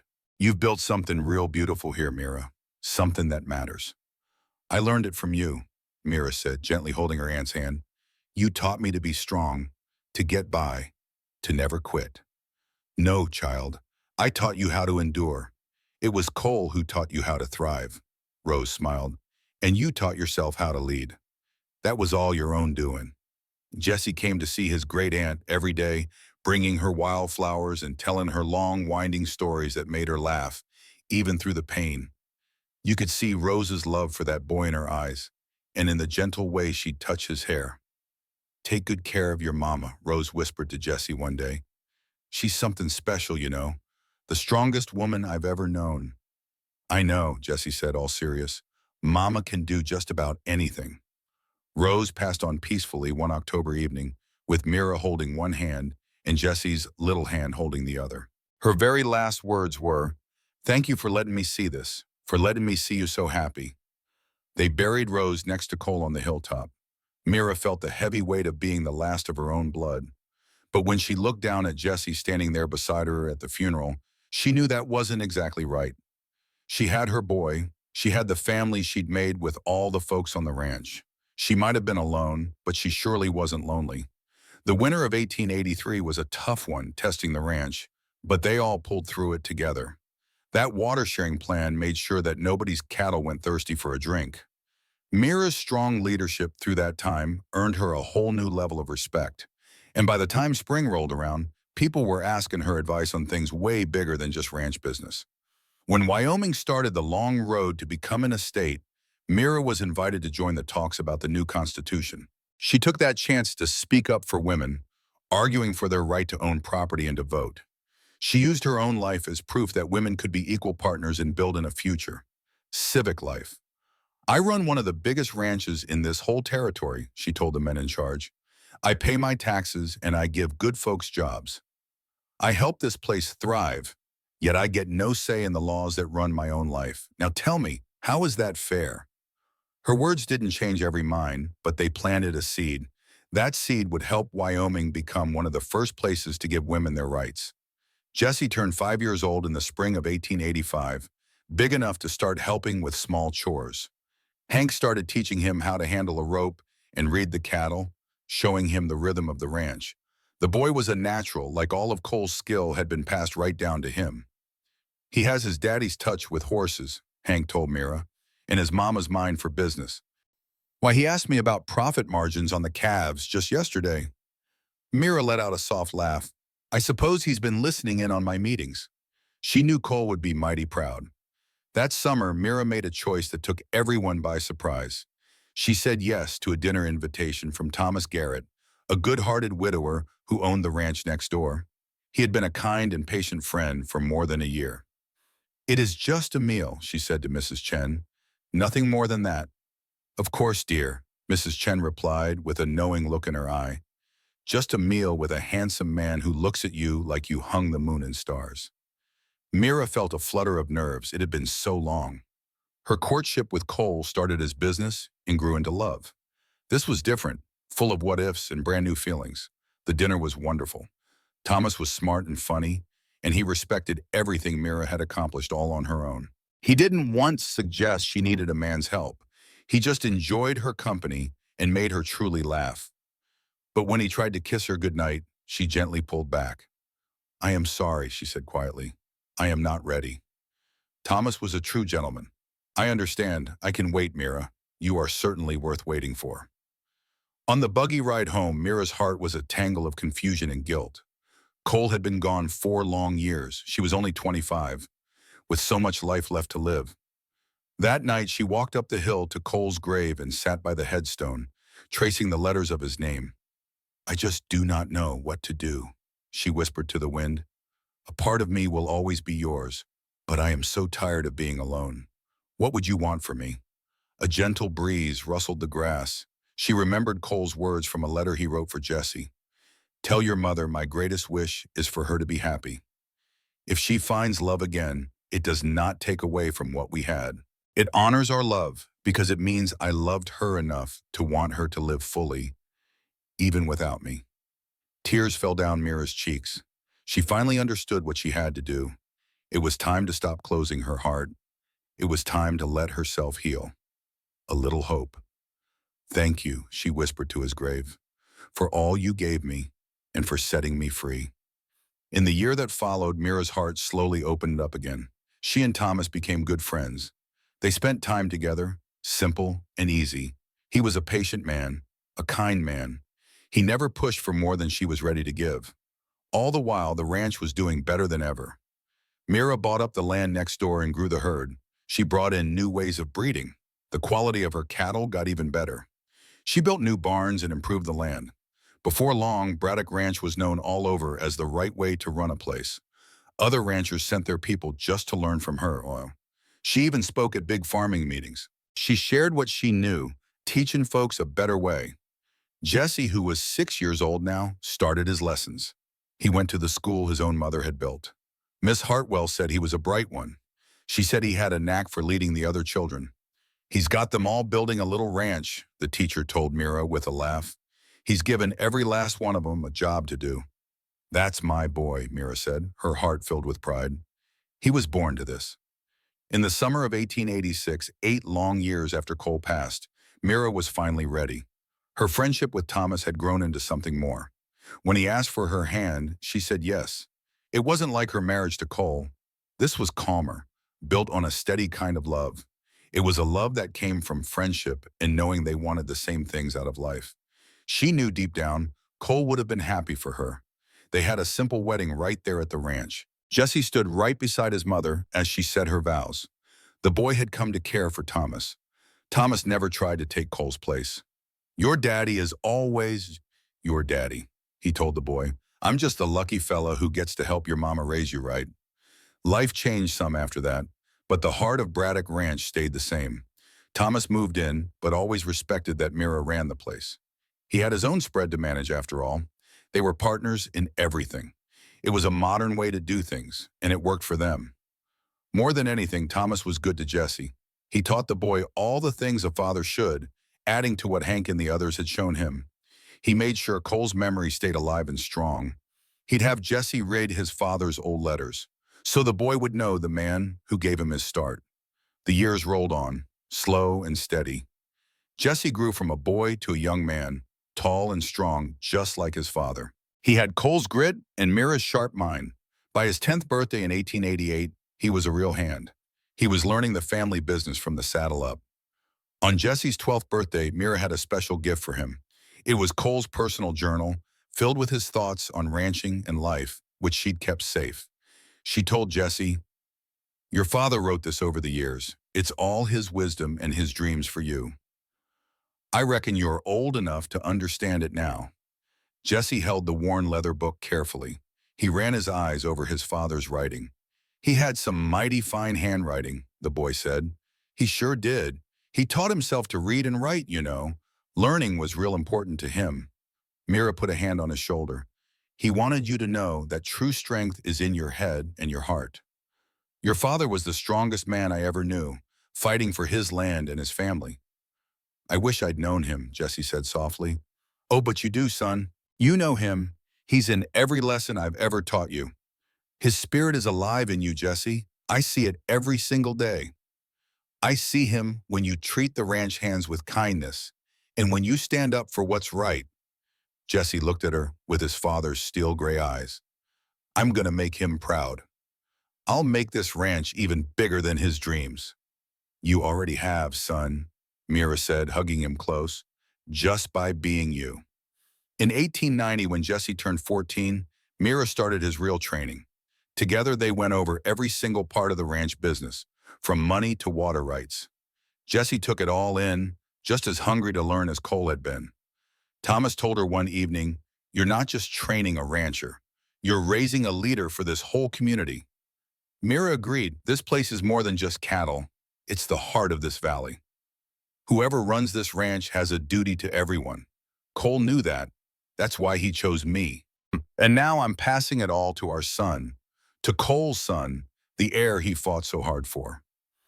In the early 1890s, the fight for women's right to vote got serious, and Mira was right in the thick of it.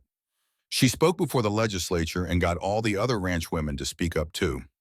When Wyoming became a state in 1890, the women's vote was written right into the law. Mira cried with happiness. She had helped make history proving women deserved a voice. On the very first election day, Mira rode into Lawmen with her head held high and cast her vote. Then she rode up to the hill where Cole was buried. "We did it," she told him. "Women can vote here now. Your wife helped make it happen. I think you'd be mighty proud." In 1893, Jesse turned 17. He was old enough to take on some major work around the place. Mira officially made him her junior partner in running the Braddock Ranch. Of course, she still had the final say on things until he was a man full grown. The young fella had grown into everything Cole could have hoped for. He was fair, and he was smart. The hands respected him. He brought in new ways of doing things, but always honored the traditions his father had set down. He was a good man, refusing to get the better of other folks, even when it might have helped the ranch. But more than anything, he was kind, and Mira prized that quality above all the rest. "Your daddy once told me that a rancher who won't work alongside his men isn't worth following," Mira said to Jesse as they rode the range together. "You've surely taken that lesson to heart. The men would follow you anywhere because they know you'd never ask them to do a thing you wouldn't do yourself." "Well, that's what leadership is all about, isn't it?" Jesse replied. "Dad's letters talk about it all the time. Leading by example, earning respect with your own two hands, and putting the good of the whole outfit above what you want for yourself." "He would be so proud of you," Mira said, her voice getting thick with emotion. They finally reached the hilltop cemetery where Cole and Rose were buried. Jesse swung down from his horse and just stood before his father's grave, quiet for a long moment. "I never knew you," he said at last, speaking to the headstone. "But I know what you stood for, what you believed in, and what you built. And I promise you, Dad, I will protect it. I will make it grow. I will honor your legacy every single day of my life." Mira watched her son make this vow to his father and felt like the world had come full circle. Cole had died to create this very moment, with his son standing on Braddock land, promising to uphold the values and the vision that had driven everything Cole had ever done. On Jesse's 21st birthday in 1897, nearly 20 years after Cole's death, Mira officially handed over full ownership of the Braddock Ranch to her son. It was time. He had proven himself more than capable, and Mira was ready to step back from running the day-to-day. The official signing happened in the ranch house study, with lawyers there to make it all legal. But the real moment came right after, when Mira handed Jesse the final letter from Cole, the one marked 21st birthday. Jesse opened it with a gentle hand and read his father's last words out loud. "My son, if you are reading this, then you have reached manhood and are ready to take full control of the Braddock Ranch. I never got to know you, never got to teach you or guide you personally, but I had faith that your mother would raise you right and would teach you everything I would have. She would make you the man I hoped you would become. This ranch is more than just land and cattle. It is a responsibility to the people who work here, to the community that depends on it, and to the land itself. Never take advantage of what you have been given. Always remember that with a great privilege comes a great duty. But more than anything, be happy. Live a full life. Love with all your heart. Do not let my death or my legacy become a burden that stops you from building your own life. You are my heir, but you are also your own man. Be the best version of yourself, not a copy of me. I love you, son. I loved you from the moment I learned you were coming, and I died at peace because I knew you would carry forward everything that mattered. Your father, Cole Braddock." There was not a dry eye in the room when Jesse finished reading. He folded the letter carefully and looked right at his mother. "He was right," Jesse said, "about you raising me right, About everything. Thank you, Mom, for keeping his memory alive, for teaching me what he wanted me to know, for building this place into something even greater than he imagined. Mira hugged her son, feeling both pride and a sweet sadness. A bittersweet feeling washed over her. Her baby boy was a man, ready to carve out his own legacy. You're everything he ever wanted, and then some, she whispered. That evening, Mira stood on the porch, looking out at the land she had poured her soul into for so many years. The ranch stretched out, healthy and strong. The school was now teaching its third generation of children. The water deal she had worked out kept peace in the whole valley. All the ranch hands and their families had good homes and were paid fairly. She took a wild chance 20 years ago, marrying a dying man just to get by. And against all odds, it turned into something truly beautiful. Cole gave her 1 year, and she gave him a son. With that trade, they built something that would last forever. Thomas came up and put an arm around her. "What are you thinking about?" he asked. "Cole," Mira said softly, "none of this would be here without him. It was his wild idea, his trust in me. He was a smart fella, that's for sure. He saw the good in you before you even saw it yourself."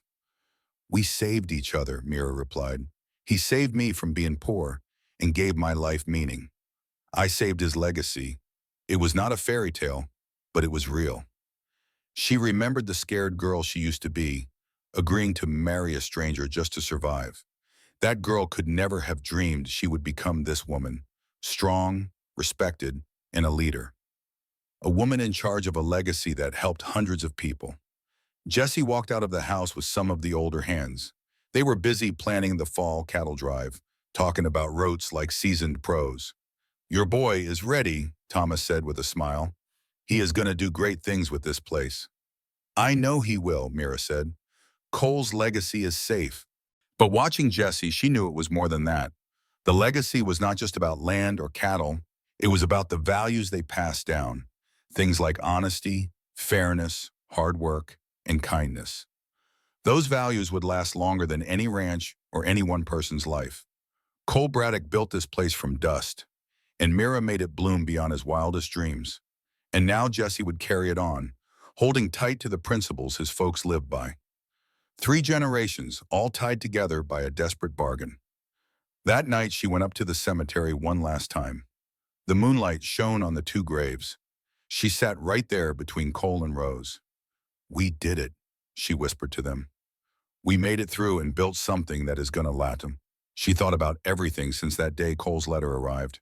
The fear, the sorrow, the victories, and the love. It all brought her to this peaceful moment.